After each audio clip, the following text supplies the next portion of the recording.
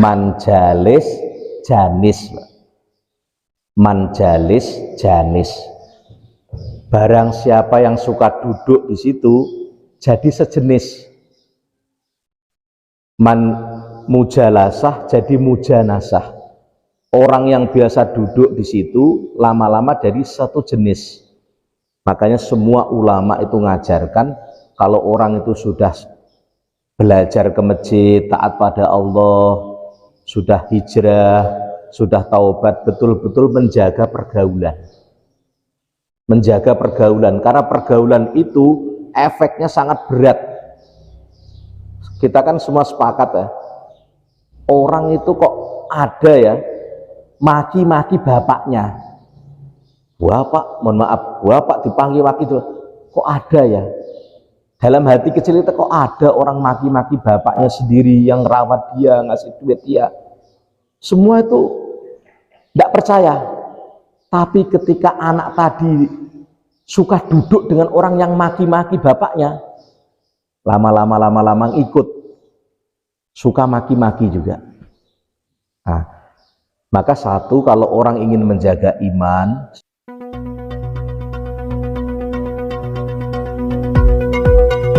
mengingkari suhbata Sayyidina Abi Bakrin, statusnya sahabat Abu Bakar, au risalati wahidin, atau kerasulan salah satu minar rusuli, dari para rasul. Abu Bakar itu bukan sahabat Nabi, itu ternyata saya telusuri itu dia bukan, tidak mengakui status sahabatnya Abu Bakar, langsung jatuh dia Islamnya. Atau mengingkari salah satu rasul dari rasul-rasul Nabi, dari rasul-rasul Allah. Nabi Musa itu bukan Nabi, itu juga tidak boleh. Itu bisa menyebabkan seorang itu wajib syahadat kembali, atau perkataannya itu menghina Allah. Menghina Allah. Mohon maaf, ada orang bilang kalau ngomong kamu tuh bodoh, anakmu bodoh, itu paling yang tersinggung itu adalah bapaknya anaknya. Tapi kalau orang bilang Allah bodoh, membodohkan Allah itu bisa jatuh riddah. Allah wujud, qidam, baqo, salah satu sifat Allah itu alim, maha tahu. Tahu-tahu ada manusia yang membodohkan Allah sengaja, maka dia bisa murtad gara-gara ucapan. Gara-gara ucapan. Nah, kok se-ekstrim itu? Ya urusan akidah, tidak boleh. Ini Tuhan, urusan dengan Tuhan, bukan urusan dengan manusia. Orang aja kita bodohkan dia marah, apalagi Allah. Makanya tidak boleh. Ya termasuk ajaran liberal kan begitu. Ajaran liberal itu menghina Allah, menghina Nabi. Itu ajaran liberal.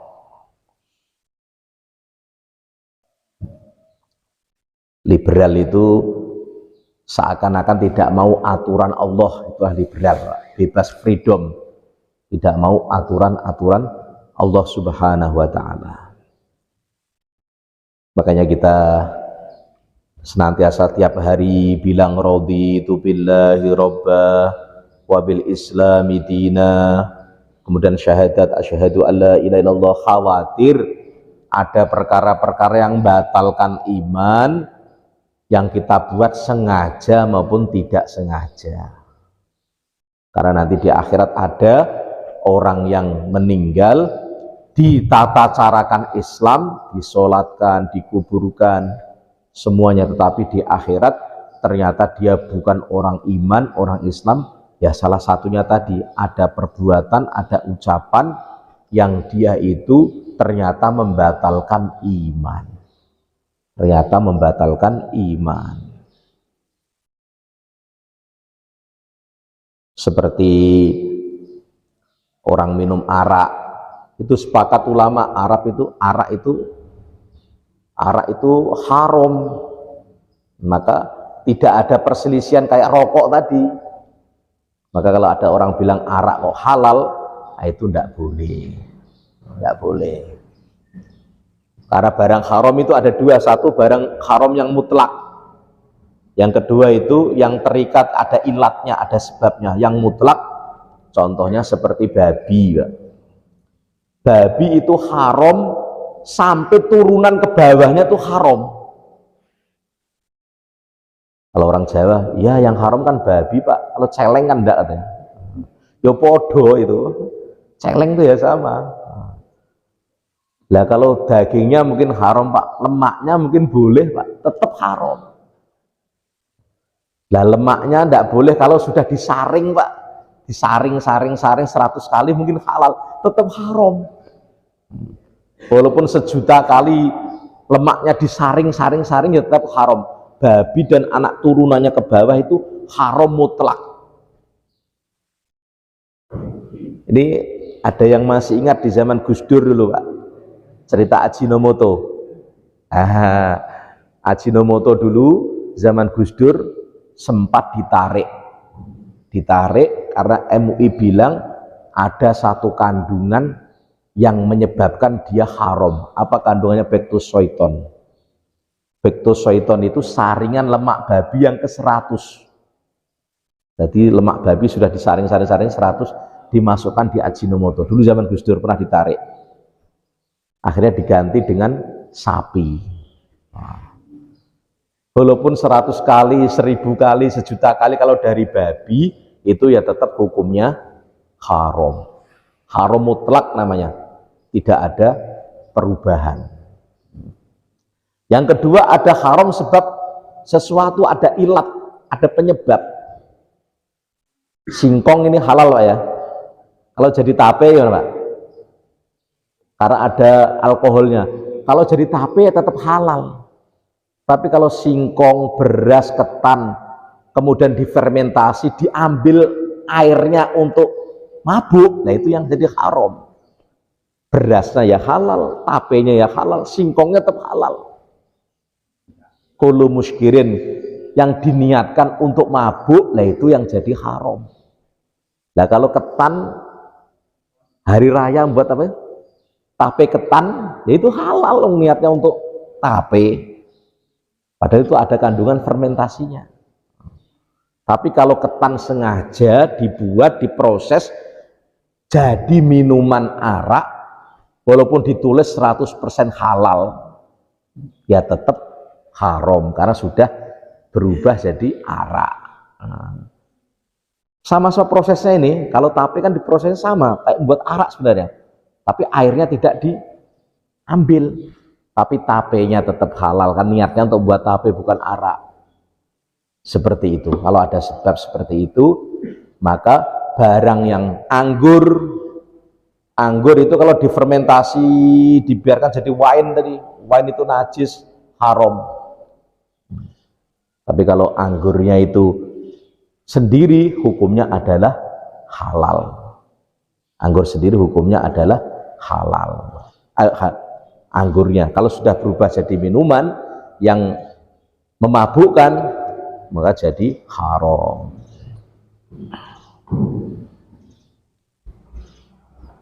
Seperti darah itu haram mutlak, diproses kayak apapun ya tetap haram. Darah itu, kalau orang Jawa itu setelah nyembelih kemudian dijadikan dibiarkan, terus dikukus, habis dikukus diiris-iris, terus digoreng, saren, dideh. Nah, tetap hukumnya najis, di model apapun tetap najis. Tidak saya jadikan dideh Pak, saya campurkan makanan saja, tetap najis, tidak boleh. Nah, seperti pembahasan kemarin itu, barangnya halal, nasinya halal, minyak gorengnya halal, margarinnya halal, buat nasi goreng campur angjiu. Angjiu itu barang najis, tetap hukumnya jadi najis nasinya tadi. Hukumnya. Lah, orang yang terjebak kepada haram, kepada yang dilarang agama, satu, jangan cari pembelaan. Atau orang masih kerja di tempat haram namanya. Contohnya orang kerja jadi tukang ngantar minuman arak atau jadi penadah arak. Jangan alasan dulu, wah Pak kalau saya tidak kerja ini, istri saya tidak makan, anak saya tidak, jangan. Kalau orang terjebak di haram, yang pertama akui dulu dalam hati, astagfirullahaladzim ya Allah, saya keliru ya Allah, tapi belum mampu ninggalkan ya Allah. Kalau orang seperti ini, suatu saat nanti akan diangkat oleh Allah dari yang haram kepada yang halal. Tapi kalau orang terjebak kepada haram dan bela diri, sampai mati tidak akan terangkat dia. Karena bela terus itu, cari pembelaan. Nah, makanya kalau orang kok terjerat kepada kerjaan yang haram, masih haram, maka istighfar, akui itu kesalahan dulu dalam hati. Kalau rumah makan jadi pelayan, tapi rumah makan ini jual babi, ini kerjaan ini halal tidak Pak kira-kira? Dalam ilmu fikih Pak ya? Kenapa? Termasuk dalam ilmu fikih, memfasilitasi, membantu orang maksiat itu hukumnya juga maksiat. Jual babi dalam Islam tidak boleh. Jualan, ngantar babi, ngantar arak, monggo Pak. Kalau masih belum bisa ninggalkan dalam hati, harus menyesal dulu. Jangan pembelaan, waduh kalau saya tidak kerja ini nanti mak biak saya tidak makan, anak saya tidak sekolah gini. Ini sampai tua pun tidak akan bisa ninggalkan kerjaan tadi. Maka diakui dulu, istighfar, nanti kalau diterima oleh Allah suatu saat akan mudah dia itu pindah kepada yang halal. Nah ini, karena ini bab tentang halal haram itu, kalau masih kita atau orang Islam ngamalkan yang haram, itu jangan sampai dia menghalalkan. Jangan sampai menghalalkan. Tidak ada yang tanya Pak? Nggih. Saya bersyukur dikasih kesempatan untuk bertanya. Banyak anggapan yang mengatakan gini Pak, lebih bagus mantan penjahat daripada mantan dusta. Artinya akidah orang itu bisa berubah. Kemarin Ustaz Saifuddin, sekarang jadi pendeta Saifuddin. Yang ingin saya tanyakan, gimana cara, apakah ada doa, zikir, supaya akidah kita itu tetap dalam Islam dan Islam gitu.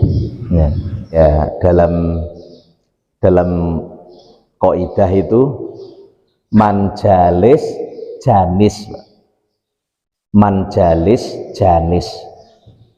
Barang siapa yang suka duduk di situ jadi sejenis. Mujalasah jadi mujanasah. Orang yang biasa duduk di situ lama-lama jadi satu jenis. Makanya semua ulama itu ngajarkan kalau orang itu sudah belajar ke masjid, taat pada Allah, sudah hijrah, sudah taubat, betul-betul menjaga pergaulan.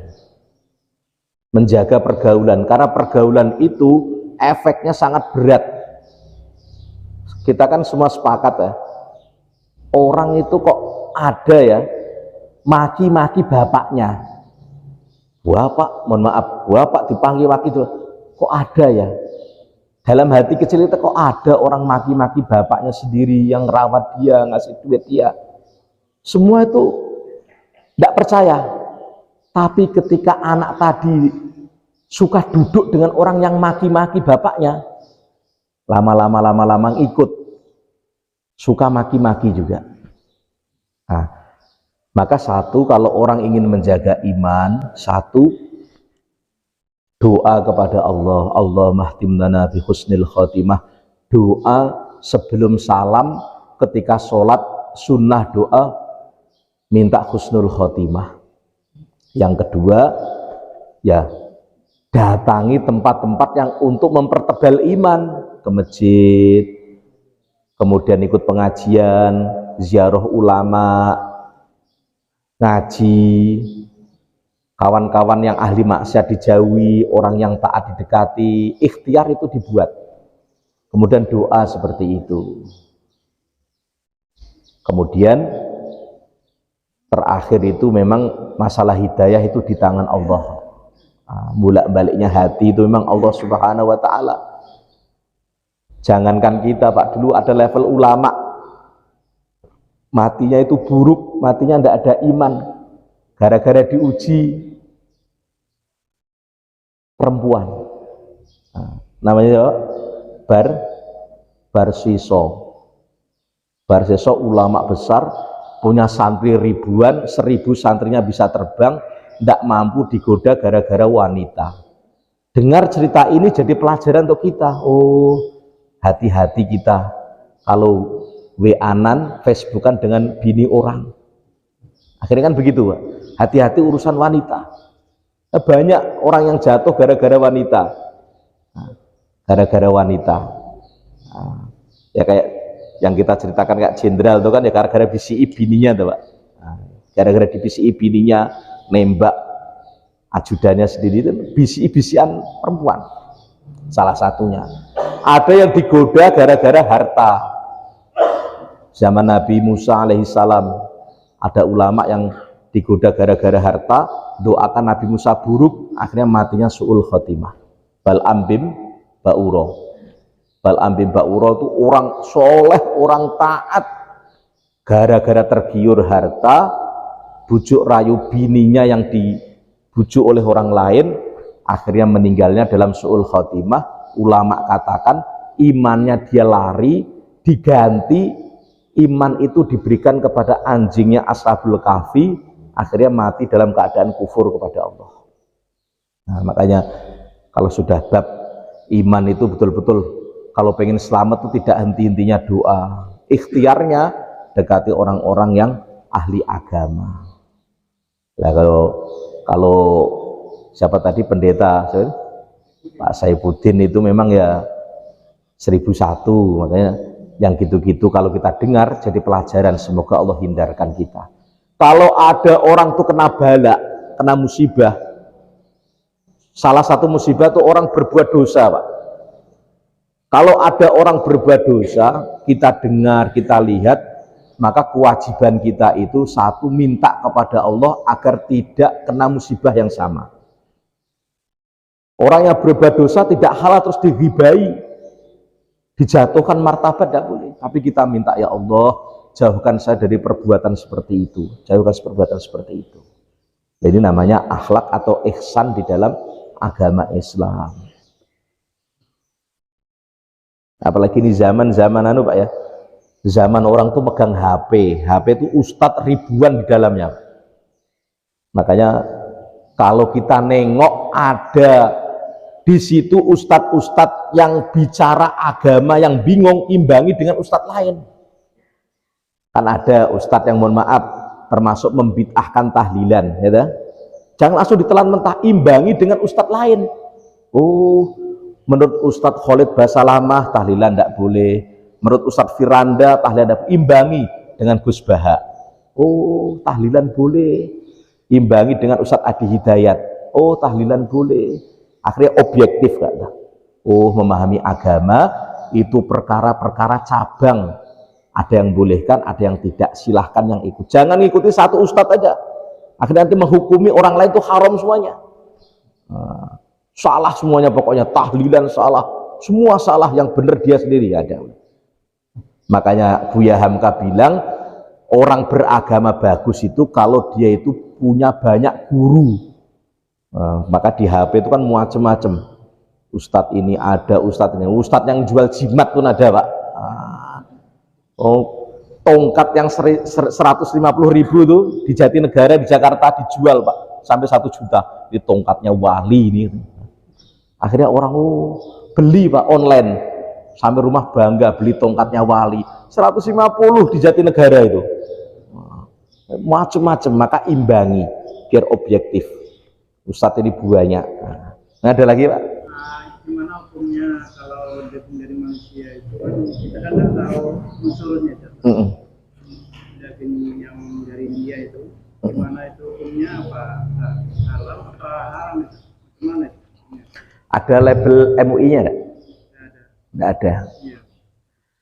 Setahu saya, Pak ya, saya pernah ke India 3 kali. Daging di sana itu disembelih ada 3 grade, untuk manusia dan untuk binatang. Dan nyembelihnya itu memang di tempat yang mayoritas Islam. Kalau yang untuk manusia itu mesti ada label halalnya. Tapi kalau tidak ada label halal, biasanya itu daging yang diperuntukkan untuk kebun binatang, untuk makanan singa, harimau itu. Nah, kalau kita itu beli di satu negara tempat lain itu, memang yang paling pertama nengok itu standar halal dari MUI tempatan. Kalau Malaysia itu, kayak saya dulu Pak, saya itu makan sosis Malaysia, awalnya tidak mau, saya ragu ini, betul ke sosis ini. Waktu saya ke Malaysia, jumpa orang Malaysia, dia bilang ketawa Pak, itu sosis, percayakah itu sosis? Sosis kok harganya, kalau di sana kan 2,5 ringgit, 8 ribuan Pak, 8 ribu. Percayakah itu daging katanya? Daging itu segitu besarnya kok hanya 8 ribu? Loh, itu tuh bahannya tuh soya, tahu katanya. Dikasih seasoning, kasih perasa sapi panggang, ayam madu, aslinya tuh tahu tuh Pak. Maka sampean goreng tuh ngembang toh, digoreng kalau sosis Malaysia kan ngembang toh, besar Pak ya, didiamkan liut. Nah itu tahu ternyata. Tidak akan mungkin daging asli harganya segitu Pak. Itu Pak, kalau sampean pernah ke Eropa kemana tempat tuh sosis asli daging itu satu biji kadang-kadang sampai 100 ribu, 200 ribu sosis asli. Nah itu namanya ternyata tahu Pak. Tahu yang dikasih perasa, bahan dasar ya, bahan dasar itu tahu soya, dikasih perasa daging, ada campuran daging, makanya harganya cuma 10 ribu kalau di Malaysia. Baru saya makan, dan sudah ada halalnya. Dan untuk halal di Malaysia itu lebih tegas.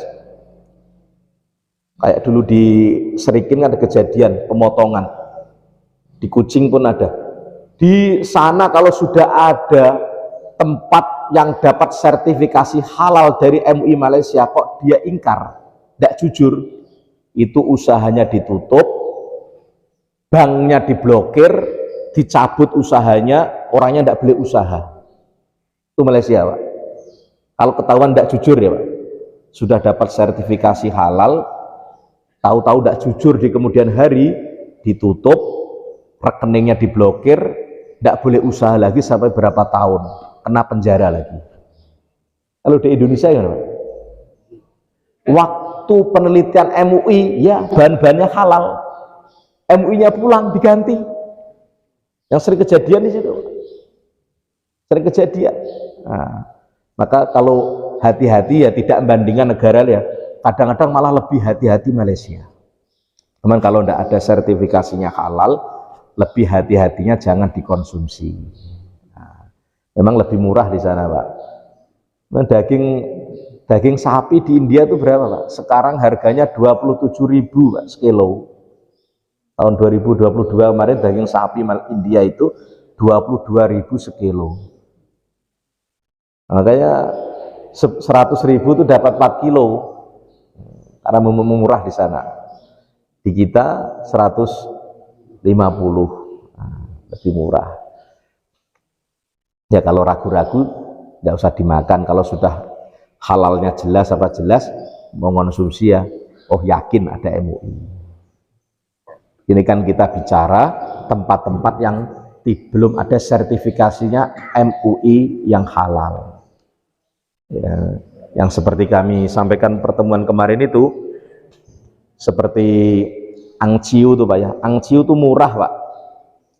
Angciu tuh ya dari tape, tapi niatnya tuh arak, memang arak masak kalau dalam Cina itu. Itu dari pedagang kaki 5 sampai hotel bintang 5 makin. Makanya kalau kita kok nengok makanan kok enak, oh jangan nanya halal apa haram, tapi tanya ada angciunya enggak? Angciu itu najis, haram, fatwa MUI tidak boleh dimakan. Maka angciu itu banyak dimakan, dicampurkan nasi goreng, mie goreng, bihun goreng, nah, itu campurannya angciu. Kadang pedagang yang tidak jujur, botol angciunya dipindah ke kecap bango. Nah, beli angciu, orang takut tidak laku, botolnya dibuang, dipindah di kecap bango. Akhirnya dia oseng-oseng, apa itu Pak? Kecap bango, dimasak, ternyata angciu dalamnya. Nah, Karena masakan gorengan itu ini Chinese food, makanan Chinese. Kalau tidak pakai angci itu tidak enak katanya. Paling nyaman bubur pedas lah Pak. Makanan yang aneh ini biasa kuliner-kuliner kekinian itu kalau kita belum ada halalnya itu ya hati-hati. Karena ini satu suapan makanan haram itu walaupun kita tidak tahu, tidak dosa, tapi punya dampak efek rohani. Punya efek rohani. Ada lagi Pak? Kalau iman seorang itu batal gitu kan. Ini pertanyaan pesanan. Ya. Nah, jadi kan kita harus bersahadat. Bersahadat kembali. Cara bersahadat itu apakah perlu disaksikan sebagaimana orang masuk Islam atau? Ya langsung, tidak perlu syahadat disaksikan. Nanti kalau disaksikan malah heboh. Orang dia murtad ya, ada jangan. Itu mau nikah aja itu. Ya langsung. Oh, setelah dengar Ustadz ngaji, oh ternyata saya kemarin begitu, langsung syahadat. Syahadu an la ilaha illallah. Saya niat tidak ngulangi lagi. Nah itu. Jadi cepet-cepet. Nah, di cepet-cepet. Nanti bab kalau orang murtad itu cepet-cepet langsung yajibu ala man waqa'at min huriddah, wajib atas orang tertimpa murtad al-audu kembali fauron segera ilal islami kepada Islam. Cepet langsung. Tidak usah ditunda-tunda dan tidak perlu disaksikan.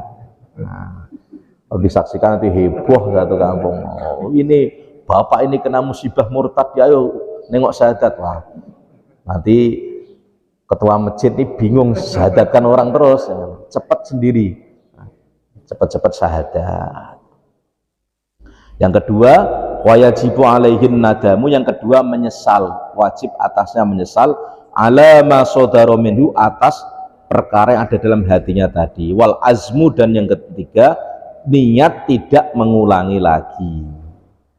Cepat syahadat, menyesal dan tidak mengulangi lagi. Ini kalau tertimpa ridha. Contoh perbuatan juga yang bisa menyebabkan murtad, sengaja sujud kepada berhala Pak, walaupun tidak niat ibadah. Contoh di mana itu, di Magelang tuh apa namanya? Candi Borobudur, tempat ibadahnya orang Buddha. Tahu-tahu orang Buddha sujud, sengaja sujud walaupun niatnya tidak ibadah, jatuh murtad. Kenapa? Murtad gara-gara perbuatan sujud selain Allah. Oh, dulu saya pernah Pak buat konten Pak, syahadat langsung. Dulu pernah saya ngomongkan Allah ini bodoh Pak, mohon maaf, syahadat lagi. Ngomongkan bodoh ini kepada Allah fatal. Bisa murtad perkataannya itu menghina Allah, atau menghina Al-Quran. Tahu-tahu Al-Quran diinjak-injak sengaja, maka ulama sepakat kalau orang menghina Al-Quran itu sama hukumnya dia syahadat kembali. Makanya kalau Al-Quran kita sudah berserakan jadi apa itu, sobek-sobekan, itu dibakar saja. Kalau tidak bisa naruh tempat tinggi, dibakar, ditanam. Dihormat, salah satu menghormati, tidak menjadikan berserakan bacaan-bacaan Al-Quran. Atau menghina satu ayat Al-Quran. Wah, ayat satu ini tidak cocok saya tidak cocok, ingkar nih. Tidak boleh juga. Walaupun satu ayat. Ayat Al-Quran banyak, tapi satu ayat. Tidak boleh juga. Nah, itu termasuk dia wajib syahadat kembali. Ada lagi Pak sebelum ditutup? Yeah. Apakah kita meninggalkan sholat sengaja, puasa sengaja, keluar dari ya. Orang yang tidak sholat, tidak puasa, dua hukumnya. Apa kamu tidak sholat? Malas saya. Dosa besar. Orang meninggalkan sholat, puasa, meninggalkan perintah Allah gara-gara malas, dosa besar. Tapi kalau orang meninggalkan perintah Allah dengan ingkar, jatuh kufur ya. Apa kamu tidak sholat? Tidak penting sholat, tidak butuh saya sholat. Apalah Allah nih merintahkan sholat, meremehkan, menghina sholat, jatuhnya murtad ya. Jadi nanti kalau nengok orang tidak sholat, tidak puasa itu, kalau dia males, belum mampu, dosa aja. Tapi kalau menghina, itu jatuhnya riddah, wajib syahadat. Maka jangan sama dihukumi Pak ya. Makanya saya kadang-kadang hati-hati nanya orang. Contohnya mohon maaf, masalah jenggot aja Pak ya. Jenggot ini semua orang tahu ini sunnah Nabi. Tapi kalau kita nanya kepada orang yang masih benci jenggot, jangan jawab langsung, khawatir dia menghina jenggot. Ngapa kamu tidak jenggoten? Kalau dia menghina, apa itu jenggot gini, menjelekkan jenggot, khawatir jatuh ridah. Tapi kalau nengoknya itu kok ada menghina, kadang saja, kamu kok pakai jenggot? Iyalah untuk bedakan laki perempuan. Laki kan tidak pakai jenggot, perempuan tidak pakai jenggot, udah selesai Pak, lakak dah. Tapi kalau jawabnya menghina, kayak Pak Agus Salim dulu kan Pak. Pak Agus Salim satu-satunya pahlawan yang pakai jenggot. Waktu di Eropa kunjungan delegasi, beliau makan, orang pakai sendok semuanya kan, pakai sendok semuanya, pakai tangan beliau. Orang Eropa bilang, maka dia bilang, kok di majelis ini, dia tadi saya makan, di majelis ini kok ada kambing katanya. Ini pertemuan besar, kok ada kambing katanya. Ya Gus Salim tidak marah. Ya Gus Salim hanya bilang, loh justru di pertemuan gini kok ada suara kambing dari ujung katanya. Yang suara ngembek kan dia tadi Pak. Terus diam ya. Makan pakai tangan sunnah. Ya Gus Salim dijelek-jelekan. Ngapa makan pakai tangan? Kalau orang pakai tangan ini ada zat yang cepat kalau masuk ke perut itu menghancurkan makanan. Beda dengan sendok. Ini orang Indonesia tidak punya adab etika makan pakai tangan. Apa jawab Gus Salim? Tidak jawab dengan syariat. Ini sunnah Nabi tidak. Karena yang ngomongnya orang bukan Islam, takut menghina sunnah Nabi. Apa Gus Salim bilang? Ini tangan saya 24 jam bersama saya tahu sterilnya daripada sendok tuan-tuan. Tuh selesai Pak, lakak dah. Jadi orang itu dijawab jangan sampai menghina syariat agama. Kalau orang belum mampu ngamalkan syariat agama, istighfar, jangan menghina. Astagfirullah, saya belum mampu. Karena amalan agama syariat itu banyak, luas. Tidak hanya yang kita pahami, banyak. Kalau belum mampu istighfar, tapi jangan sampai menghina kayak sholat tadi. Kamu kok belum sholat nong? Yalah Pak malas ini ya, dosa saja. Kalau sudah akil balik, meninggalkan sholat, meninggalkan puasa tidak ada uzur, maka dosa. Tapi kalau menghina, meremehkan perintah Allah, jatuhnya wajib syahadat kembali. Itu Pak ya, itu dalam syariat. Umum ini sepakat, ulama sepakat. Nah seperti itu. Nggih. Kalau sholat kita pernah tinggalkan, wajib qodho. 4 madhab wajib qodho, yang tanpa madhab cukup istighfar, cukup taubat. Nah, tinggal sampean ikut mana aja. Ya. Tapi kalau 4 madhab sepakat orang punya hutang, bahkan orang punya hutang sholat, jangan sampai sholat sunnah, dibayar dulu sholat wajibnya. Itu 4 madhab. Sama seperti orang utang Pak. Hari Senin kamu bayar utang ya, hari Senin 500.000 ya, nanti saya bayar hari Senin. Yang punya duit nunggu, ternyata hari Senin malah beli sate deh Pak. Duitnya untuk beli sate lah, Kak, mana bayarnya? Saya belikan sate tadi. Marah enggak ya utang ini Pak? Repek ya Pak. Nah, itu makanya sholat, haji, zakat dalam 4 madhab, kalau dulu sudah wajib sengaja ditinggalkan, wajib mengqodho. Orang sudah wajib haji, uangnya miliaran, sengaja tidak haji, belum siap namanya. Nah kamu kok belum berangkat haji, duitmu banyak, saya malu nanti kalau pulang haji suruh doa, tidak tahu. Namanya alasannya begitu Pak ya. Tahu-tahu tidak haji mati Pak. Maka anak-anaknya sebelum bagi waris, maka wajib badal haji. Ini 4 madhab, dibadalkan dulu. Atau orang zakat mal, uangnya kaya miliaran, 10 tahun tidak bayar zakat, maka waktu meninggal anak-anaknya wajib membayar zakat 10 tahun tadi. Ini sholat, puasa, zakat, haji yang rukun iman, rukun Islam ini kalau ditinggalkan sudah wajibnya, maka dibadalkan, diqodho. Tapi ada pendapat di luar mazhab 4, kalau dulu berbuat meninggalkan sholat, istighfar, taubat sungguh-sungguh, sekarang dikerjakan. Jadi kalau ada orang kok terus tobat ya ikut pendapat yang ini. Tapi kalau di mazhab Syafi'i mewajibkan qada. Ada dua pendapat Pak ya. Nah, silahkan ikut. Nah, sudah cukup Pak. Masya Allah, semoga Allah terima ngaji kita sikit-sikit, yang penting niat untuk mengamalkan. Mengilmu itu ya sedikit-sedikit biar masuk. Kita ini dah tua, lupa lapik ya kan Pak. Sikit-sikit diamalkan. Daripada banyak nanti malah ngaji ini kan kayak orang makan. Lo makan sudah kenyang dipaksa lagi muntah ya. Ilmu banyak dipaksa nanti muntah, sikit-sikit niat diamalkan. Al-Fatihah. Allahumma sholli ala sayyidina Muhammadin wa ala ali sayyidina Muhammad fil alamin innaka Hamidum Majid. Allahumma hdina wahdi bina wahdina jami'a waj'alna sababan liman ihtada. Allahumma zidna wa la tanqusna. Allahumma inna nas'aluka al-'afwa wal 'afiyah wa tamamal 'afiyah wa dawamal 'afiyah wa syukra 'alal 'afiyah. Allahumma inna nas'aluka ridhaka wal jannah wa na'udzubika min sakhatika wan nar. Allahumma innaka afuwwun karim tuhibbul afwa fa'fu anna. Rabbi habli minas sholihin, Rabbi habli minas sholihin. Rabbana hab lana min azwajina wa dhurriyyatina qurrata a'yun waj'alna lil muttaqina imama. Rabbana atina fid dunya hasanah wa fil akhirati hasanah wa qina adzaban nar. Walhamdulillahi rabbil alamin. Assalamualaikum warahmatullahi wabarakatuh.